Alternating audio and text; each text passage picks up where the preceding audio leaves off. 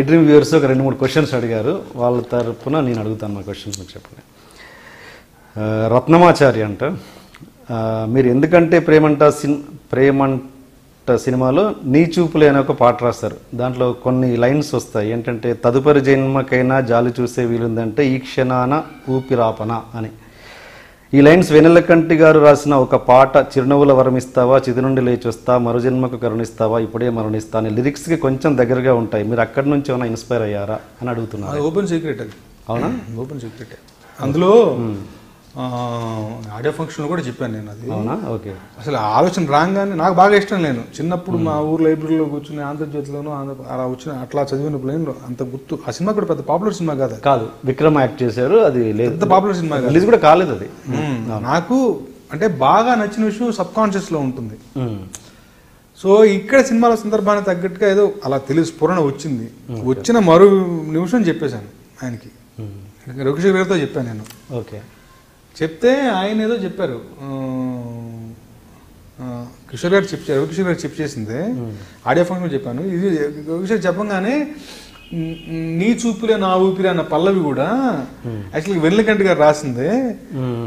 మహర్షి cinema కోసం అలా ఒక పల్లవి రాసుకున్నా, కానీ ఆ పాట పక్కన పెట్టామని కూడా చెప్పారు. బట్ అవి నాకు ఇన్స్పిరేషన్ కాదు, అది ఇది తెలిసి చేసింది. అది తెలియకుండా యాదృచ్ఛికంగా జరిగింది అలా. వెన్నెలకంటి గారికి కూడా చెప్పాను నేను. అవునా? ఓకే. నాకు బాగా ఇష్టమైన పాట అది, బాగుంటుంది. కానీ భలే పట్టారు ఆయన. మీరు రిఫరెన్స్ కోసం మామూలుగా పాత పాటలు వినడము, హిందీ సాంగ్స్, తెలుగు సాంగ్స్ అయినా వింటుంటారా? మామూలు అంటే లిరిక్ రైటర్ మిమ్మల్ని అని కాదు, జనరల్ క్వశ్చన్. అదే పనిగా నేనేమి వినను. అదే పనిగా స్టడీ మోడ్లో వినేంత విసులుబాటు లేదు యాక్చువల్లీ. అర్థమవుతుందా? వింటూ రాసి పెట్టుకోవడాలు, భావాలు రాసి పెట్టు, అలా అంత సీన్ లేదు ఇక్కడ. కొంత టైం నాకు దొరకదు, అది నేను ఇష్టపడను కూడా. ఓకే. బట్ ఏంటంటే జనరల్ కొంత ఇన్పుట్ వెళ్తూ ఉంటుంది. మీకు కరెక్ట్ ఎగ్జాంపుల్ చెప్పాలంటే, ఆ ఇన్పుట్ తెలియకుండా మనలోంచి బయటకు వస్తుంది. ఓకే. ఇప్పుడు అలే బందాగా తలే బగ్గిస్పేకు అన్నది కన్నడలో సామెత. ఆలోచించినప్పుడు తల ఉంచాలి. అలే బందాగా తలే బగ్గిస్పేకు, ఇది నాకు బెంగళూరులో ఉండగా తెలిసిన సామెత. వచ్చి యువసేన సినిమాలో ఫస్ట్ మాట రాస్తున్నాం కానీ ఆ సిచ్యువేషన్ అంతే. వాడు యాక్చువల్గా ఒక ఉద్యమంలో, స్టూడెంట్ ఉద్యమంలో ఏదో ఉంటాడు, వాడు నలుగురు కలిసి ఏదో ఒక చిన్న యాక్టివిటీలో వెళ్దాం అనుకుని, ఆ నలుగురు ఫ్రెండ్స్ అన్యాయం అరికట్టే బాబు ఏదో ఉంటుంది కదా, వెళ్ళాలనుకుంటాడు. వాళ్ళకి వస్తాను మాటిస్తాడు, ఇక్కడే అమ్మాయి పిక్నిక్ పిలుస్తుంది. సో కట్ చేస్తే ఆ ముగ్గురు మాత్రం వెళ్తారు, అక్కడ వీడు మైనస్, వీడి అమ్మాయితో పిక్నిక్ వెళ్తాడు. అప్పుడు వచ్చే పాట ఇది. సో యవ్వనం అనే పొంగు అలా పెడితే అలా నడిపించింది అన్న పాట. పొంగే అలా వస్తే తల వంచాలి అని వస్తుంది. ఎక్కడిది ఆడింది రాసినప్పుడు నాకు తెలియదు, ఎక్కడిది వెనకాల తిరిగి చూసుకుంటే ఇది అక్కడ సామెత, ఇన్స్పిరేషన్ కొంచెం అక్కడి నుంచి వచ్చింది. సో నేనేమంటానంటే, రకరకాల ఇన్పుట్లు పొద్దున సండే మ్యాగజైన్ దగ్గర నుంచి, పేపర్ దగ్గర నుంచి, టీవీ దగ్గర నుంచి, ఫేస్బుక్ దగ్గర నుంచి, మీతో మాట్లాడిన వాటి దగ్గర నుంచి వేల విషయాలు లోపలికి వెళ్తూ ఉంటాయి కదా, అలా ఫీడ్ చేయటమే. సో తదనుగుణంగా ఏంటి నెక్స్ట్ ఆ కాంటెక్స్ట్ ఏంటి, ఏం పాట ఉంది, దాని దగ్గర ఏది కావాలో అది వస్తూ అక్కడ కూర్చుంటుంది అంతే. ప్రత్యేక కసరత్తు నాకు అంత ఇది లేదు. కాకపోతే ఒకటి నిజం, పాటల ప్రొఫెషన్లోకి రాకముందు పాట వినే పద్ధతి వేరు, ఇప్పుడు వినే పద్ధతి వేరు. ఓకే. క్యాజువల్గా మనం మ్యూజిక్ని రకరకాల విషయాలు ఎంజాయ్ చేస్తుంటాం, వెళ్తూ దారి. బట్ ఇప్పుడు బయట 100 బాంబు దాడులు జరిగినా కానీ మన దృష్టి లిరిక్ మీదే ఉంటుంది. అవును, ఎక్కడి నుంచి ఏ సిచ్యువేషన్ వస్తుందా, ఏం రాశారు, ఎవరు ఏం రాశారు, ఏ మాట ఎలా రాశారు, కరెక్ట్గా ఉందా, అట్లా. సో అదొకటి నిజం. సో బట్ అదే పనిగా ప్రత్యేకంగా వింటాం అంటూ ఏం జరగదు. ఓకే.